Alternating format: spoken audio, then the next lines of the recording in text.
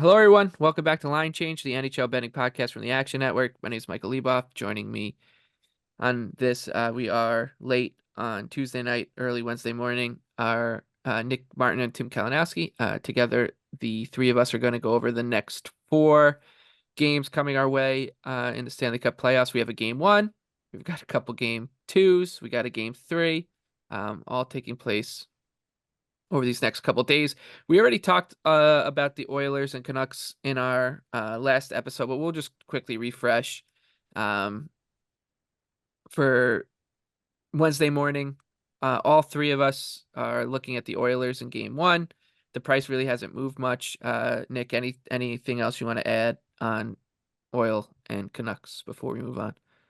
No, I'll just throw. I like that Draisaitl to lead the series in goals, and I actually like Bet365 posted Draisaitl to specifically outscore McDavid, and I actually think there's value in that too. Tim, Yeah, I any? What should you think? note You that's in think goals. McDavid sucks? You think McDavid Yeah, sucks? that's in goals, not points. I'll make sure to clarify that. Yeah, it's funny. I got asked today on radio. um, there, the question was about like casual bettors and if someone's new to betting hockey and they want to bet on like Connor McDavid props, how would you do it? And I was said it sounds like a cop out, but I would just bet like Hyman or Draisaitl 2+ or to score twice or score hat trick because they've already done that, and I don't think that they're done doing that stuff yet. So, anyways, so that's the Oilers and Canucks. Like I said, all three of us are like the Oilers in game one, still hanging out there at like -130, -135. So join us for the fun there. That brings us to game two between the Bruins and Cats. Nick, you were onto this one pretty confidently that Boston wasn't going to just be served up for Florida. They win game one emphatically, 5-1. Now they are +145 for game two. The Cats -175. Total here is 5.5. I have a couple things I like here. One is the scoreless first period angle. I think that most people will expect Florida to take its best shot, to come out and really try to force the issue, being down 0-1 in the series on home ice. They need to get this win, etc. So you'll hear Panthers will be shot out of a cannon a lot. I think the Bruins will be ready for that and will try to set themselves up defensively to absorb that. They did that really well in that series against the Leafs. I think three times that series had a scoreless first period. So it's nothing new for the Bruins. And the other thoughts I have here is that I think the price is still too long on Boston. So if you're looking at a money line, I would play the Bruins. Nick, what do you think here? Yeah, I'm kind of hoping that people push the price to on the Bruins to a better place, and then I'll jump in. I'm kind of leaning towards taking another chance on them. You could see that the Panthers were a little rusty. I don't think we're going to see some of the flaws that they had in their game in game one hold true in this one. But I also think Boston's just going to continue to be a tough out given the way they just try to defend and lean on Swayman. And obviously, just anytime you get in the playoffs and see a goalie in that kind of form, I think it starts to get a little scary to take a -180 favorite at that point. So I'm leaning towards that. I'm also a little tempted. It's a high number, but Swayman over 30.5 saves is looking pretty tempting too. You have to feel like Florida's going to find a way to generate more than they did in game one. And I like it just because I think they're going to keep playing an up tempo game. And I also think there's value with targeting Reinhardt to go over 3.5 shots at +120. He's been pretty consistently getting past that in the playoffs, and I like this as a good game script to target Florida shooters. So I think there's value there. And I think just the whole series is going to be a lot less locked down than the Leaf series altogether. Like as much as we kind of beat it to death, but that really is just all the Leafs do is just try to hang around and make games into a coin flip and do nothing and don't push the play offensively, which kind of hurts like all the shooters on both sides. We kind of saw in game one, it was the opposite there. Like once you have a Panthers team that's actually pushing aggressively for offense, then Boston's getting more the other way, and there's just a lot more tempo and chances. So I don't know if that's all going to change in game two. I feel like it really is just going to continue to be a little bit more of high event hockey. So I think there's probably going to be some value on some shooters compared to that round one where at the end it was just pretty dull. So Yeah, that's kind of the way I'm seeing it here. I think everyone's expecting Florida to own a lot of the play and generate a lot of chances, but I don't know if that equates to meaning you want to bet them at like this long a number when Boston's just going to look to hang around with Swayman and then they really did create a lot in game one. Who knows how much that was, rust for Florida. Ekblad had a notably horrible night. Overall, the decor was far less sharp than usual. But Boston had a ton of really good chances. Like that first period being a draw was really tough because that was how I started betting on the Bruins. And then from there on out, I felt like the Bruins deserved the offensive output they got. So we'll see how much Florida can clean it up versus, the Bruins were actually just doing a lot of things well.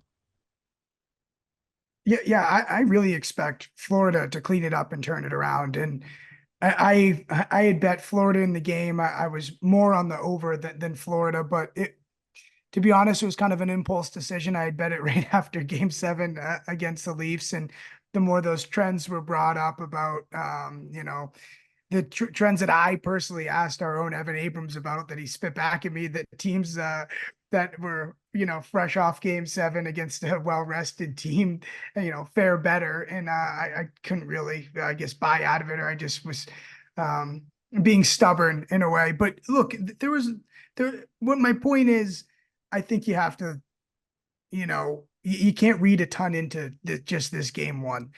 Florida is still beyond capable. I think that Boston, like, they can play that, try and lock it down style, but it's not, I think it's harder to do. And Florida's far more dangerous from a playoff perspective than the Leafs with, not healthy Nylander and Matthews. So I expect Florida to push back here. I'm on the over 5.5 once again.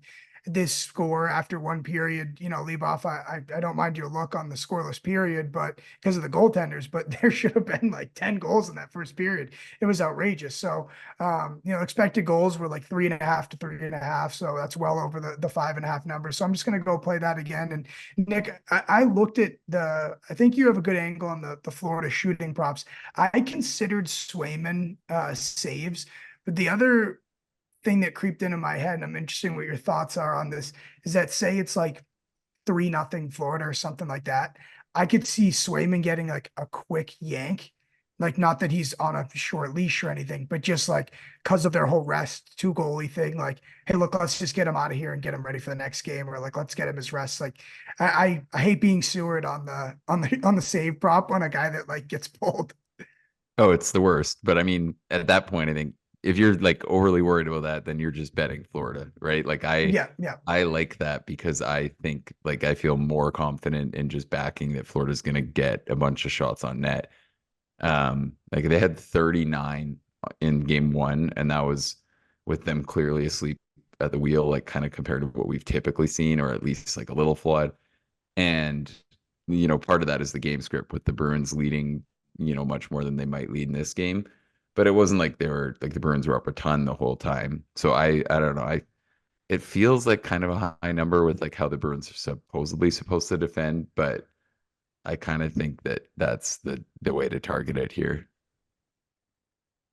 Yeah, I expect Florida to get theirs. Like, seriously, I mean, if you think that game was 3-1 and we're a Montgomery timeout for that possibly being 3-2, I think it's, again, the tennis analogy. 5-1, you have to be like, you just lost one game, right? 1-0. Like, it's a little steep on Florida, but that's kind of how I feel. Don't go crazy here. Um, that brings us to the Thursday slate, which starts with the Rangers and Canes. This is game 3. Carolina loses double overtime at the Garden on Monday night or Tuesday night, whatever night it is, doesn't matter. They now shift to the series shifts to Raleigh. Carolina's minus 165 at home. Rangers are plus 140. The total here is 5.5. The Hurricanes were a minus 125-ish favorite for game 2. They took more money than, or at least the line moved from what they were in game 1. Um, I don't see how anybody would be excited to bet Carolina in this game at all. Like, I thought both teams played decently well and tried to do what they wanted to do in game 2, and it was clear to me that the Rangers just can win on their terms against the Hurricanes much more often than I think they were given credit for.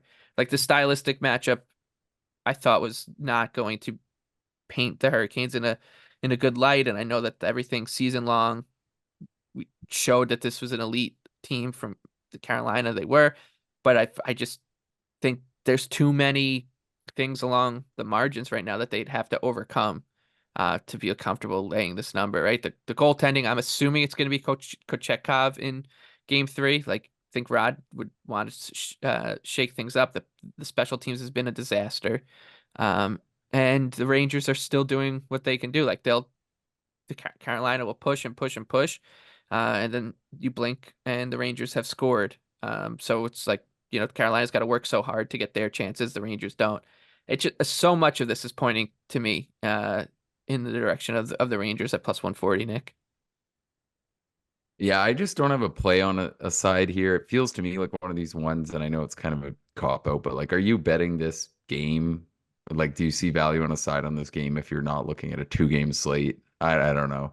Um, I feel like you kind of have to lean with the Rangers, but the one thing these teams like I can see that from like a numbers perspective, but I also feel like the Canes do just find a way to get it done here.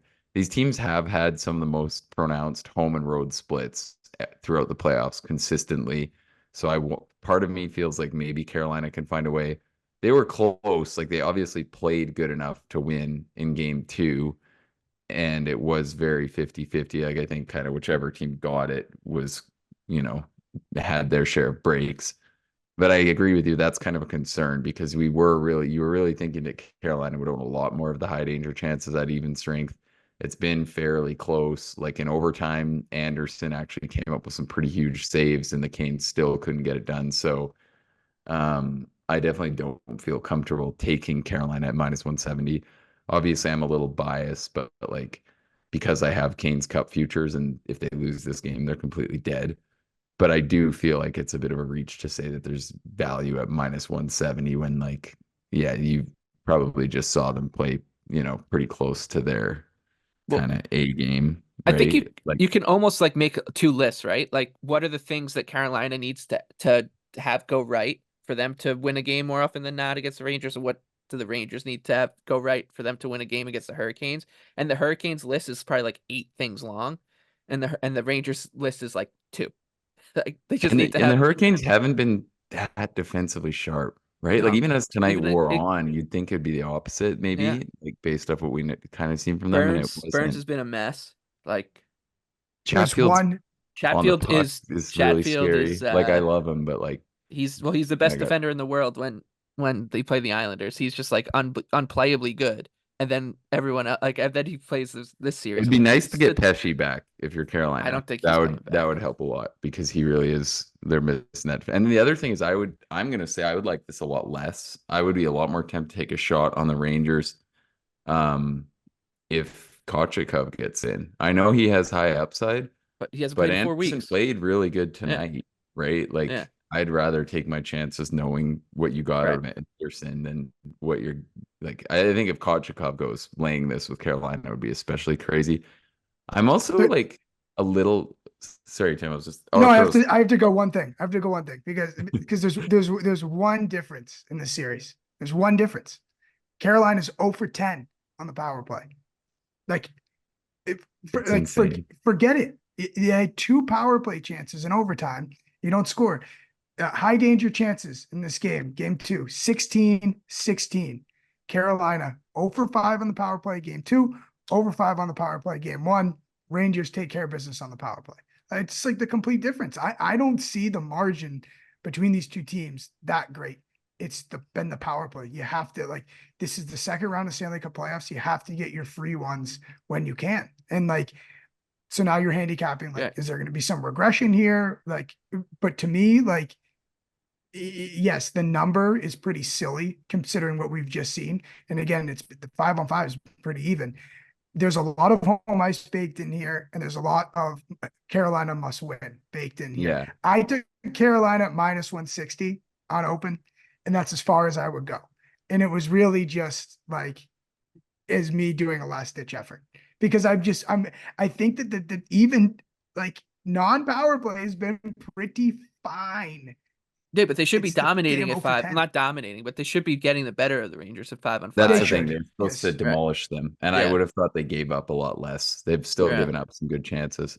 Yeah. And I wouldn't be surprised though, Tim, to your thought on that is if we did have Evan pull up teams returning home down 0-2 at like X number of favorite if they were like at some ridiculous margin. And it feels like this is just it's one of those spots you don't want to pay the tax. But Yeah, I'll I go don't to know. on that. That's a good one. It feels like there's a lot of, Yeah. It's a lot of Shesterkin volatility. saves. And I'm the gonna other go- thing, this is I'm gonna what I go was going to Shesterkin throw out saves, there by the way. before we got into that is I saw the under was a really trendy play again tonight. I think it'll maybe be again kind of popular in this one, and I'm really not sure you want to bet on those in this series. Like I feel like it was overall pretty open, right? Like there's even compared to like some of the other series that even strength play, there's pretty good chances. And the power plays, like New York's just getting so many good looks right now. Like I feel like 5.5. I'm almost like kind of tempted to go back to the over, even though like Carolina playoff hockey, it just seems crazy. But I don't know. And yeah, like do they have adjustments on the power play? Because it feels like it's the same thing every time. The Rangers press them to the top of the zone. Yeah. They get stalled on the blue line, try to pass it down the wall, and the Rangers have already read it. And then that play's not Yeah. there and the puck's out of the zone. Like it doesn't feel like they're that close on the power play. That's my thing. Like it's not like it's just gonna regress because it looks like it should, or the numbers say it should regress. Like I've got much more faith that the Rangers will clip at like the rate that they're going at 40% than the Hurricanes will improve. It's which is crazy to say, but yeah, I honestly I think plus 140 on the Rangers here is fine. Like I think there's way too much Oh, home ice. 100%. Yeah, It's true. I'm just going off like I believe that you're just gonna get a full Carolina after, and if not, then I could just yeah, and it might. I donate mean, some money. You know what would be classic? The most classic Canes thing would be like just a dominant 42 shot performance where they give up 16 the other way and lose 4-1. That would be the most Canes thing you can imagine. The series price And now on that's this what I'm one. gonna be on the that's why I'm gonna be on the Shesterkin over. Yeah. I don't really know, like, don't really care. I'll play an alternate, whatever the number opens at, because I think the Canes, this team has been pretty good at getting off the mat when they go home. Like, Yeah, I saw some fairly people good at saying like, "Oh, this is just like 2019 against the Caps," and then other people being like, "Actually, it's like 2023 against the Panthers." So I guess you could look at it either way. Um, the series price here, Canes are plus 240, Rangers minus 300. I actually think that that number's not good enough on Carolina at all. And I think you look at the Stanley Cup, the big picture numbers, and Carolina was sitting at like plus 950 after they lost tonight. So um, yeah, nothing really appealing on the Canes. It just seems like the same old song from them. Beat the Islanders and then they get swept. That's the Carolina Hurricanes way. Um, all right, we'll close this one out with the Avs and Stars game 2. Game 1 went to Colorado in overtime. They came back from 3-0 down. Miles Wood with the winner. Colorado plus 116 right now. We're recording right after, so this number really hasn't settled at all. Stars minus 140-ish and total of 6.5. Plus 120 or better. I'm betting the Avalanche here. That said, like I think if we see Dallas lose this one, gonna do it again, but baby, just go right back to the well and bet those Stars. I think that I don't think that the series is over if I said it from the beginning, if either side went down 0-2 or 3-2 or 2-1. So that I'm gonna keep going with that strategy here. But I would think that at plus 120 the Avs look like a better play here, Nick. Yeah, I agree. I'm seeing it like exactly how I saw game 1, where it really just came down to the Avs being priced at plus 115, and it was just nothing else to it. I honestly had very little conviction towards either side, and if that idea was even at all reasonable. And then I was actually kind of feeling not great about it all day. And then when the Stars went up 3-0, I felt like an idiot, and I was like, well, that really was a dumb idea. And then it just feels like it is just going to I feel like it's just going to be a series where no matter what, you want to take the team that's at plus money. I think we'll see the Yep. Stars continue to compete. I think when it goes back to Colorado, the games are going to look the exact same. And that in game two, and the one argument that might work in the Avs' favor too is if you liked him in game one when the Stars were coming off a really sharp game seven performance, and like Tim had said, um, we pulled up the data for teams that were coming out of a game seven with limited rest versus teams that had rested for over, what was it? We pulled 5 days, Tim. I can't remember the exact date, but basically in similar rest scenarios to the two games that we had the last two nights, the team that had more rest was actually doing bad, which showed, I think, early on in tonight's game when the Stars took their 3-0 lead and then the Avs clicked into gear. And I mean, once it was 3-3, it was pretty close, but I still just think you could probably say that stat and that argument, even if anything, works in the Avs' favor here because they go in the 3-0 hole early and are probably a little rusty, find their way out of it. And now in game two, they're priced at the same number at the time of recording. Who knows where it'll settle? Um, so yeah, I think that you just go back to Colorado here, or pass. Yeah, I didn't I think you can't pass up Colorado at like you said in our notes, leave off at plus 120 or at one even plus 115. But what shocked me tonight is, and I guess not that shocking, I didn't love the goaltenders on either side.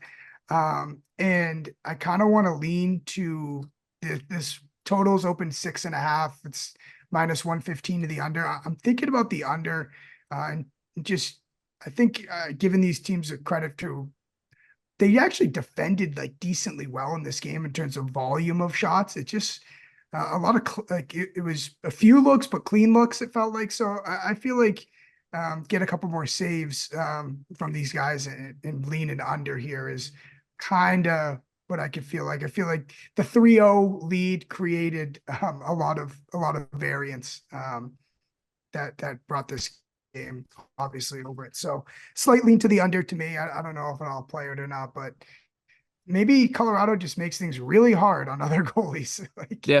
maybe it's just They hard to do. play And I against. mean, they have, right? Like that was how they won the cup. They like were a perfect example that it's not defense first because that year, and they were great. That was like one of the best cup teams, I think, in recent history, but they did it the whole way, led mainly by like up tempo offensive play. They could defend reasonably well, but it wasn't what got them there, right? And now it looks like this year they're just making it hell on opposing goalies.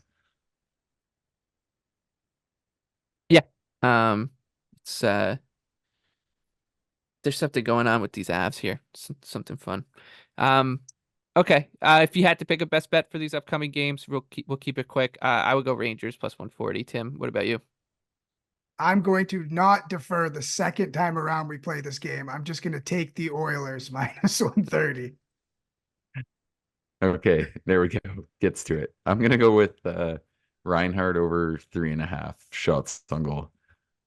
All right. That'll do it for us. We'll be back once again Thursday night after the Avs and Stars to preview the upcoming games on Friday and Saturday. So until then, for Tim and Nick, I'm Michael. Thank you for listening. Best of luck with all your bets. We'll see you next time.